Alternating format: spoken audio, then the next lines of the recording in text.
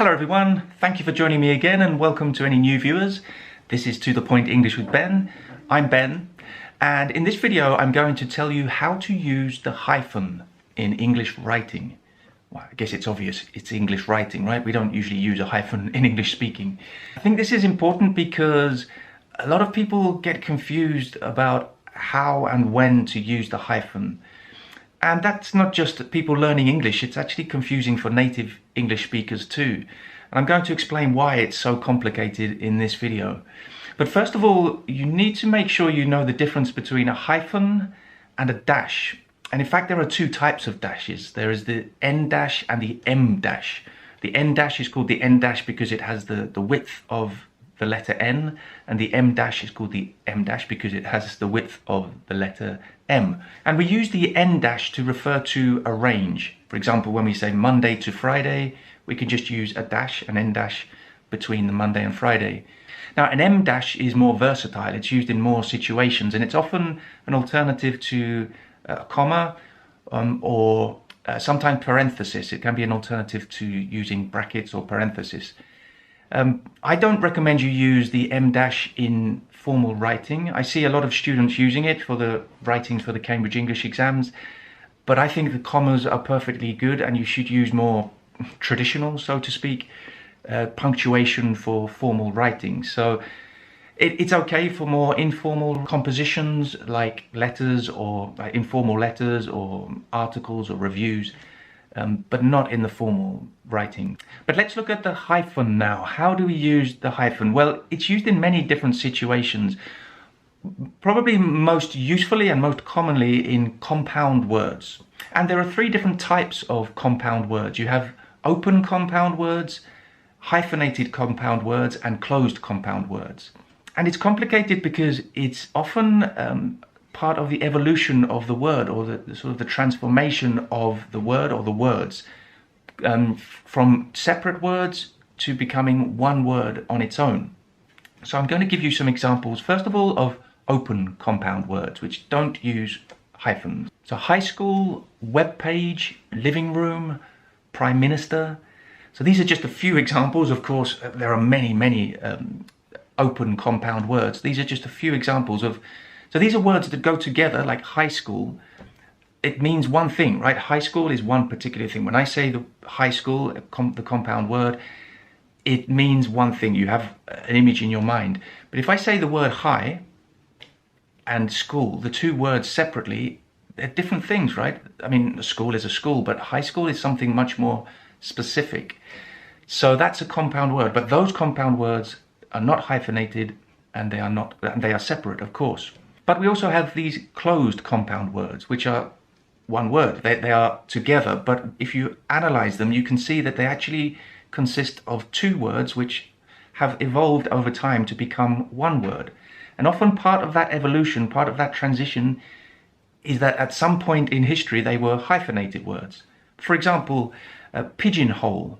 Pigeonhole. So a pigeonhole is a little box where you put the mail, often in an office or sometimes in a block of flats. The postman or woman would put the mail in the box for the relevant flat. But of course, it's two words, pigeon and hole.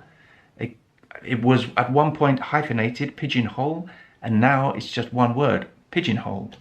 The same with chickpea. Chickpea, you have chick and pea. Chickpea is the legume which you make hummus out of. But now it's just one word, it's one compound word. Other similar compound words are daylight, barefoot, desktop. Again, there are many compound words which are together, that they don't have a hyphen and they're not separate.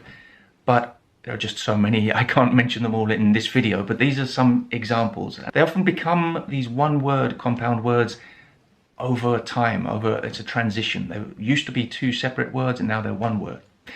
And as I said, this is where it gets confusing because we also have hyphenated compound words.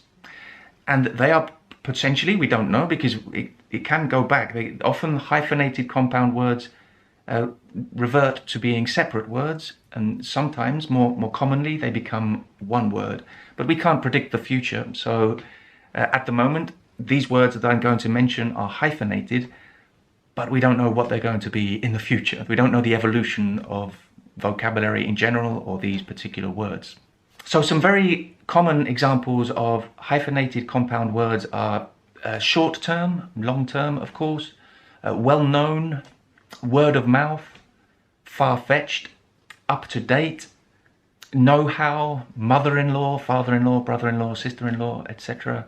So again, these words separately would have a different meaning, but together as compound words, they have a very specific and particular meaning. In these cases, they are hyphenated. Again, there are many, many more, but it's like any vocabulary, the spelling of any vocabulary, you just have to learn by practicing, by using it, or by reading from as many different sources as possible. But what about other rules for using the hyphen? Well, a very common situation is compound adjectives with numbers. And again, you're probably familiar with this, so it shouldn't be too problematic, but just some examples for you. The 4-year-old girl, the 4-year-old girl, the 6-week course, the 8-hour working day. So all of those words, those numbers, those compound adjectives as numbers are hyphenated. Another situation where we use hyphens is with certain prefixes. Not all prefixes, but you just need to remember that we use the hyphen with the prefixes self, ex, and all. Okay, let's look at some examples. Self-centered, self-taught, and self-study. Ex-wife, ex-husband, ex-president, for example. So we're using ex as a prefix here to mean former. The prefix ex can be used in other words with different meanings, and in those cases it's not hyphenated. But when we use ex with the meaning former, you need to use the hyphen. And with all, just 3 examples: all-knowing, all-inclusive, and all-purpose. And there are many more, of course, again, with all of these prefixes, but it's a good rule to remember. With self, with ex, when it has the meaning of former, and with all, you need the hyphen.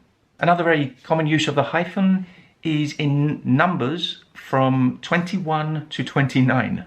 That's quite specific, right? The numbers 1, 2, 3, 4, 5 to 20, you do not use a hyphen.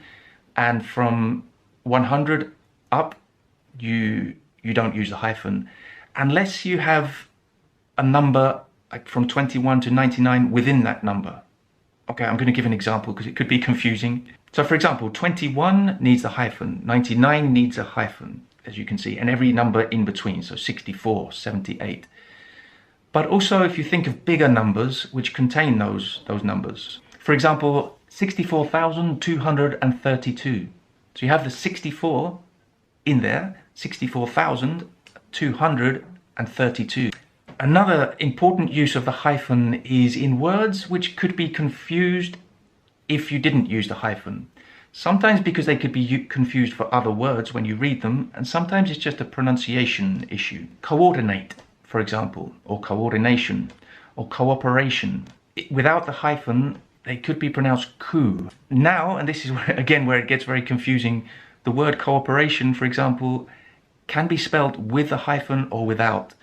I personally prefer it with the hyphen, as I said, just to avoid that confusion. Other words that need a hyphen, not so much for pronunciation, but to avoid them being confused with other words, are, for example, resign. Resign.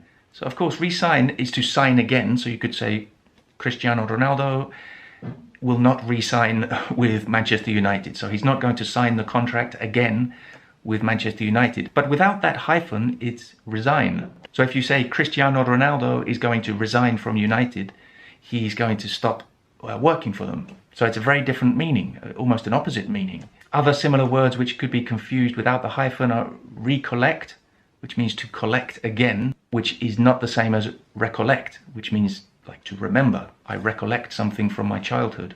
And to recover. To recover, like you have a sofa that needs recovering. It needs to be covered again. It's not the same as to recover, which is like to recuperate from an illness, for example. Okay, I hope that helped you. I know it's tricky because there are no really fixed rules regarding the compound words, but like anything, like any vocabulary, you just have to learn the spelling in the same way you have to learn which words are hyphenated. Thank you for joining me again, and I'll see you very soon for another video.